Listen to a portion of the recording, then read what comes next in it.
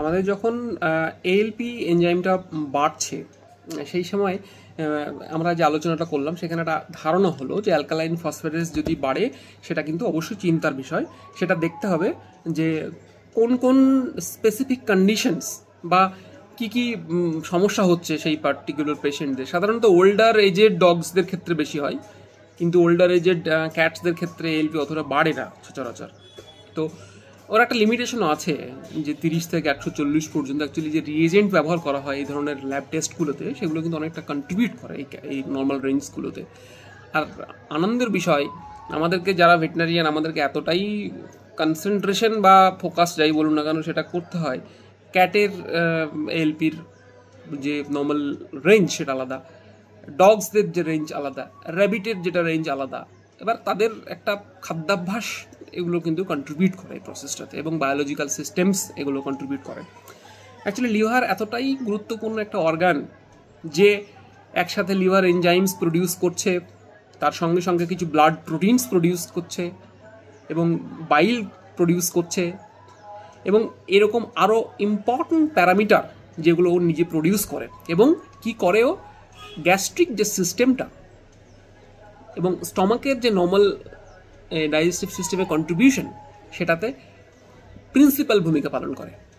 এই জন্য আমরা সবসময় বলি যে লিভারের হেলথ সঠিক রাখাটা খুব জরুরি। এই জন্য সঠিক খাবার এবং সঠিক পরিমাণে খাবার দেওয়া খুব জরুরি। লাইফস্টাইল এবং ফিডিং হ্যাবিটস হলো এই রোগের মূল কারণ।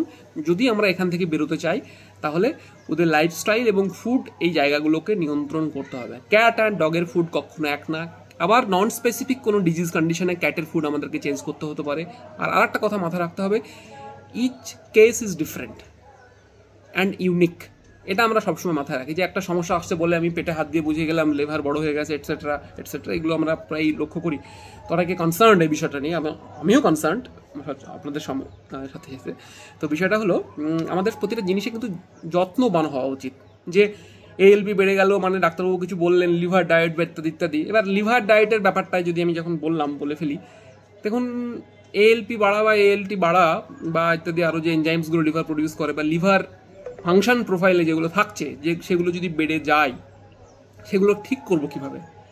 সিরিয়াসলি আমি বলছি বা এরকম ডাইরেক্টলি প্ল্যাটফর্মে বলছি, লিভারের কিন্তু সেরকম ডাইরেক্ট কোনো মেডিসিনস পাওয়া যায় না যে লিভার তার এই সেল ড্যামেজ হয়ে গেছে ঠিক হয়ে যাবে, এরকম হয় না কখনো। যেটা ঠিক হয় শরীর নিজে নিজে ঠিক করতে পারে সেটাকে, এবং তার জন্য অ্যাডিকুয়েট এবং কারেক্ট নিউট্রিশনস দরকার, নিউট্রিয়েন্টস দরকার, ভাইটামিনস দরকার, মিনারেলস দরকার, অ্যামাইনো অ্যাসিডস দরকার, এগুলো দরকার। তো এইগুলো যদি দেওয়া হয় তবেই ও শরীর ঠিক করতে পারবে। আর যে ডিটক্সিফিকেশনের যে ফাংশন এটা কিন্তু খুব ইম্পর্টেন্ট। এই জন্য লিভার ডায়েট যদি কোনো ডাক্তারবাবু দিয়ে থাকেন তাহলে সেই লিভার ডায়েট পুঙ্খানুপুঙ্খভাবে পাংচুয়ালিটি মেনটেন করে আপনি কন্টিনিউ করুন, এবং এই জিনিসটা আপনাকে প্রপারলি মেনটেন করতে হবে। আর লিভার ডায়েটের যে মেন কনসেপ্ট সেটা হলো লিভারকে রিলিফ দেওয়া, লিভারকে সময়ের সাপেক্ষে কতবার খাবার দিচ্ছেন সেই খাবারের সাথে সম্পর্কযুক্ত রেখে আপনাকে তাকে কাজটাকে একটু কমানো, তাকে একটা রেস্টিং ফেজ দেওয়া। এই রেস্টিং ফেজ যদি আমরা দিতে পারি তাহলে লিভার নর্মালি ফাংশন করবে এবং লিভার যে মেন কাজ করছে ডাইজেস্টিভ সিস্টেম সেই কাজ ঠিকঠাক করতে পারবে, এবং তার সাথে সাথে কিডনি যে নর্মাল ফাংশন করছে সেটাও করতে সাহায্য করতে পারে। তবে এগুলো কিন্তু non specific tastes, pathological lab test. এই জন্য এএলপি বাড়ছে মানে যে লিভারের সমস্যা সবসময় হবে এমন নয়। এই জন্য আমাদেরকে সিবিসি দেখতে হয়, কেএফটি দেখতে হয়, ব্লাড কালচার করতে হতে পারে, হিমোপ্রোটোজোয়া চেক করতে হতে পারে, তার সঙ্গে সঙ্গে আরও অ্যাডভান্স ডায়াগনোসিস লাইক ইউএসজি এক্সরেও করতে হতে পারে যদি তাদের নর্মাল শেপ বা নর্মাল সাইজ সেটা বড় হয় কোনো কারণে, বা ম্যালিগনেন্সি যদি হয় কখনো কোনো, বা কার্সিনোমা কোনো গ্রোথ তৈরি হয় তখন হতে পারে ইত্যাদি। অনেক বিনাইন টিউমার্সও আছে, তখন অনেক ক্ষেত্রে এলপি বেড়ে যায়। এই জন্য ওভার ফিডিং করানো যাবে না, ইনঅ্যাডিকুয়েট ফিডিং করানো যাবে না, হিউম্যান গ্রেড ফুড দেওয়া যাবে না ইত্যাদি কিন্তু নিয়ন্ত্রণ করতে হবে। এই জন্য আমরা বলছি যদি হিমোগ্লোবিন কমে যায় সেটাকে আমরা নিয়ন্ত্রণ করতে পারবো একটা লিমিট পর্যন্ত।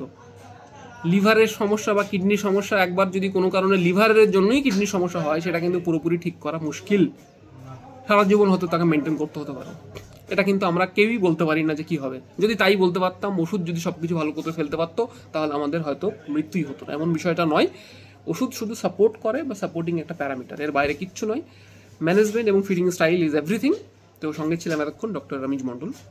আর যদি এই বিষয়ে কারোর কোনো অতিরিক্ত প্রশ্ন থাকে আপনারা যেখানে পোস্ট করা হচ্ছে, ইউটিউব, ফেসবুক, যেখানেই হোক, সেখানে আপনারা কমেন্ট করে জানাতে পারেন। তাছাড়া সবথেকে বেস্ট কমেন্ট করে জানালেন, তার সঙ্গে সঙ্গে আপনারা যে ডাক্তারবাবুর সাথে পরামর্শ নিচ্ছেন বা যে হাসপাতালে ডাক্তারবাবুর সাথে পরামর্শ নিচ্ছেন তার সাথে এটা নিয়ে ডিটেল স্টাডি করুন, কথা বলুন। আশা করি এই বিষয়টা আরও ক্লিয়ার হবে। কারণ আমরা শুধু একটা এলিভেটেড একটা স্পেস হয়ে গেছে, এই হয়ে গেছে, এটা সাপেক্ষে একটা ডাক্তারবাবু আমরা অনেককে বলে দিই, বাট আমাদের বক্তব্য থাকে ক্লিয়ার। আমরা কোনো একটা জিনিস যখন বাড়ছে বা কমছে তখন সেটার একটা পার্টিকুলার সাপোর্টিং একটা অ্যানালিসিস থাকে, সেটা যদি পেশেন্টকে আমরা বলি দিই তাতে কী হয়, অনেক আইডিয়াটা ক্লিয়ারার হয় এবং আমাদের যে মেজারমেন্ট প্রিভেন্টিভ অ্যাপ্রোচ নেওয়া উচিত সেটা ফিডিং স্টাইল বা লাইফ স্টাইলে, সেটাও কিন্তু অনেকটা কারেকশন হয়। তো এই ভিডিও যারা যারা দেখছেন তারা অবশ্যই নিজেরা দেখুন, প্লাস যদি এরকম কেউ মানে সমস্যায় ভুগছেন যে খাচ্ছে না বা অ্যানোরেক্সিক বা অতিরিক্ত খেয়ে ফেলছে, এগুলো কিন্তু তাদের সমস্যার বিষয়। তো এগুলো দ্রুত ডাক্তারবাবুর পরামর্শ নিন এবং ডাক্তারবাবু যেভাবে বলছেন সেটাই মেনটেন করুন। কিন্তু প্লিজ এই মানে যে ডাক্তারবাবুর কাছে যাচ্ছেন তার রেজিস্ট্রেশন নাম্বারস এবং তার প্র্যাকটিসিং বিষয়গুলোকে একটু খতিয়ে দেখে নেবেন। তার কারণ মার্কেটে এমন অবস্থা, মানে এখন যে কোনো কেউ কুকুর 10 দিন রাখছেন বা 10টা কুকুর কেউ বিক্রি করছেন বা এরকম ধরনের কিছু সঙ্গে যুক্ত সবাই ডাক্তার হয়ে যাচ্ছেন, এমন নয় বিষয়টা আর কি। আমরা যদি যেমন আমার ক্ষেত্রে ওয়াইল্ড লাইফ নিয়ে আমার কাজ সেরকম করা হয়নি, সেখানে আমি কখনই ওয়াইল্ড লাইফের বিষয়ে এই জায়গাটা আমাকে করতে গেলে অ্যাডভান্স ট্রিটমেন্ট বা অ্যাডভান্স ডায়াগনোসিস কিছু জিনিসপত্র আমাকে শিখতে হবে অ্যাটলিস্ট কিছু দিনের জন্য হলেও। তাহলে কী হবে, এই জায়গাগুলো আরও আমরা বেটার একটা সার্ভিস প্রোভাইড করতে পারি। তো সেই জায়গাটা আমাদের সবার খেয়াল রাখতে হবে। সেখানে মানুষের বা আমাদের প্রাণীদের যারই হোক প্রাণ খুব ইম্পর্টেন্ট, যেটা সবার মাথা রাখা উচিত।